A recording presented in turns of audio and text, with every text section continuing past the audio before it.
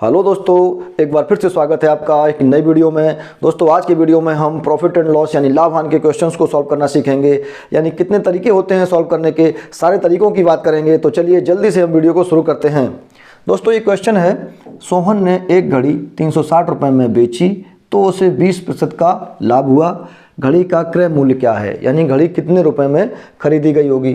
तो इसको दोस्तों सबसे पहले हम फॉर्मूला की सहायता से सॉल्व करेंगे। हमारा फॉर्मूला यानी सूत्र क्या होता है, जब हमें क्रय मूल्य निकालना होता है तो क्रय मूल्य बराबर होता है 100/100 प्लस लाभ। यदि लाभ होता है तो हम प्लस लाभ लिख देते हैं, हानि होती है तो माइनस हानि लिख देते हैं, गुणा विक्रय मूल्य।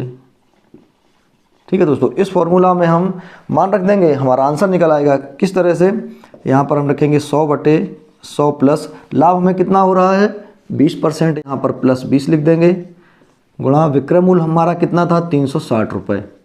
चलिए दोस्तों इसको सॉल्व करेंगे।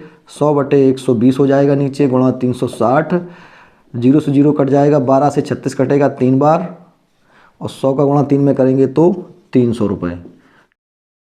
ठीक है दोस्तों, ये तो होता है हमारा फार्मूला मेथड। अगर दोस्तों हमें फार्मूला याद नहीं है तो हम इसको कैसे सॉल्व कर सकते हैं। क्या करेंगे, हम पहले समझेंगे सवाल को कि सोहन ने एक घड़ी 360 रुपये में बेची है तो उसको 20% का लाभ हो रहा है। यानी घड़ी का जो भी क्रय मूल्य होगा वो अपने आप में 100% होगा। ठीक है दोस्तों, इतनी बात मेरी समझ में आ रही है आपको। यानी 100% की कोई भी चीज़ है, कोई भी घड़ी है, उसको 20% के लाभ पर बेचा गया है तो 360 रुपये में वो बेची गई है। तो उसका विक्रय मूल्य जो 360 रुपये है दोस्तों, वो अपने आप में 120% होगा, क्योंकि 100% की तो वस्तु थी। उसको अब जब बेचा गया 20% के लाभ पर, तो उसको कितने का बेचा गया दोस्तों, 120% पर बेचा गया। इतनी बात मेरी आप समझ रहे हैं।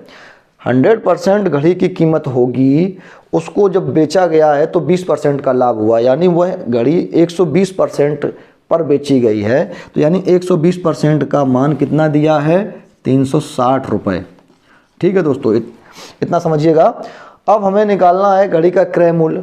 तो जब 120% का मान 360 रुपये है दोस्तों, तो यहाँ पर हम 1% का मान कितना निकाल सकते हैं 360/120। ठीक है, इसी तरह से हम 100% का मान निकाल सकते हैं दोस्तों। 100% बराबर हो जाएगा हमारा 360/120 गुणा 100। बहुत ही इजी मेथड है दोस्तों ये। अब इसको हम सॉल्व कर लेंगे, 0 से 0 काट देंगे, 12 3 36, 100 का गुणा 3 में करेंगे तो ये हमारा आ जाएगा 300 रुपये। ठीक है दोस्तों, डायरेक्ट हम इसको सॉल्व कर सकते हैं। तो दोस्तों ये था हमारा फॉर्मूला मेथड और ये था हमारा डायरेक्ट मेथड। कुछ नहीं है दोस्तों, थोड़ा सा समझने की ज़रूरत है कि इस घड़ी को जो बेचा गया है 360 रुपये में तो 20% का लाभ हुआ, यानी वह घड़ी अपने आप में 120% पर बेची गई। तो 120% का मान 360 रुपये, 1% का निकाल देंगे हम 360/120। इसी तरह 100% का, उसमें 100 का गुणा कर देंगे, सॉल्व कर लेंगे, हमारा क्रय मूल्य निकल आएगा। चलिए दोस्तों ये क्वेश्चन देखिए, किसी वस्तु को 300 रुपये में बेचने पर 25% की हानि होती है तो उसका क्रय मूल्य क्या है। इसमें भी दोस्तों हमें क्रय मूल्य निकालना है। तो हम एक तो हमारा फॉर्मूला मेथड है, फॉर्मूला मेथड हमारा क्या है, चलिए वो भी देख लेते हैं दोस्तों। यहाँ लिखता हूँ मैं फॉर्मूला, क्रय मूल्य बराबर होता है हमारा फॉर्मूला 100/100 माइनस यहाँ पर हानि हो जाती है। ठीक है दोस्तों, और गुणा यहाँ पर विक्रय मूल्य यानी SP सेलिंग प्राइस। तो यहाँ पर हम दोस्तों मान रख देंगे, हमारा आंसर निकल आएगा। चलिए इसको सॉल्व करते हैं। 100/100 माइनस हानि दोस्तों हो रही है हमें कितनी 25%, यहाँ पर 25% लिख देंगे, गुणा विक्रय मूल्य हमारा था 300 रुपये। चलिए इसको सॉल्व करते हैं। 100 यहाँ हो जाएगा 75/300। इसको दोस्तों सॉल्व करेंगे, 4 बार में कटेगा, 100 चौको 400 रुपये दोस्तों हमारा ये क्रय मूल्य निकल के आ जाता है। अगर दोस्तों ये हमें सूत्र याद नहीं है, यानी फार्मूला पता नहीं है, तो इसको हम डायरेक्ट कैसे सॉल्व कर सकते हैं। डायरेक्ट इसको देखिएगा, किसी वस्तु को 300 रुपये में बेचने पर 25% की दोस्तों हानि हो रही है, तो हमें क्रय मूल्य निकालना है, यानी उसका कॉस्ट प्राइस निकालना है, CP निकालना है। तो हम क्या करेंगे, हम ये मान लेंगे कि कोई भी वस्तु अपने आप में 100% वैल्यू रखती है, यानी वह उसका क्रय मूल्य 100% रहा होगा। जब उसको बेचा गया है 300 रुपये में तो 25% की हानि हुई, यानी उसकी जो भी एक्चुअल प्राइस है उससे 25% की हानि पर बेची गई, यानी वह वस्तु 75% कीमत पर बेच दी गई होगी। तो 75% का मान कितना है, 300 रुपये दोस्तों, क्योंकि 300 रुपये की बेची गई। इसलिए 1% का मान कितना निकलेगा, 300/75 दोस्तों। अब हम 100% निकाल देंगे यहाँ से। 100% बराबर होगा 300/75 इंटू 100। इसको हम सॉल्व कर लेंगे तो 4 बार में कटेगा, 4 का गुणा 100 में करेंगे दोस्तों तो 400 रुपये हमारा क्रय मूल्य निकल के आ जाता है। तो दोस्तों मैं उम्मीद करता हूँ कि ये डायरेक्ट मेथड आपको समझ में आ गया होगा। चलिए अब हम नेक्स्ट क्वेश्चन को सॉल्व करते हैं कि एक किताब 40 रुपये में खरीदी गई और उसे 20% के लाभ पर बेच दिया गया, किताब का विक्रय मूल्य क्या है। इसमें भी हम क्या करेंगे, अगर फार्मूला हमें पता है तो फार्मूला रख के इसको सॉल्व कर लेंगे। चलिए पहले हम फार्मूला ही रखेंगे इसमें दोस्तों। हमारा फार्मूला क्या होता है, विक्रय मूल्य अगर हमें निकालना है तो हमारा फार्मूला क्या होता है, 100 प्लस या माइनस, अगर लाभ होगा तो प्लस रखेंगे ऊपर, ठीक है दोस्तों, बटे 100 गुणा क्रय मूल्य। ठीक है, इसमें हम मान रख देंगे 100 प्लस लाभ हमारा कितना हो रहा है इसमें 20/100 गुणा क्रय मूल्य कितना था, यानी 40 रुपये उसका सीपी था, कॉस्ट प्राइस था। इसको हम सॉल्व करेंगे दोस्तों तो 120/100 गुणा 40। इसको हम इस तरह से इस 0 से 0 काट देंगे, इस 0 से 0 काट देंगे, ये आ जाएगा 12 का 4 में गुणा करेंगे, 12 चौके 48 रुपये। ठीक है दोस्तों, ये हमारा विक्रय मूल्य आ गया 48 रुपये। अगर दोस्तों हमें फॉर्मूला पता नहीं है तो इसको हम कैसे डायरेक्ट सॉल्व कर सकते हैं। किताब 40 रुपये में दोस्तों खरीदी गई और उसे 20% के लाभ पर बेचा गया।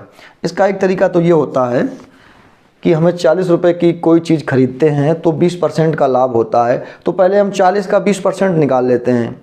इसके बाद जो भी वो 20% का मान आएगा उसको हम अगर 40 में जोड़ देंगे तो वही हमारा विक्रय मूल्य बन जाएगा। तो चलिए जैसे हम क्या करेंगे, इस 40 का 20% निकाल लेंगे, कितना आएगा 40 गुणा 20/100 दोस्तों। इस तरह से इसको 4 दूनी 8 रुपये आया। ये हमारा दोस्तों क्या आ गया, लाभ आ गया। अब जब लाभ हमें आ गया है तो उसमें हम क्रय मूल्य में अगर हम लाभ जोड़ देंगे तो हमारा विक्रय मूल्य आ जाएगा।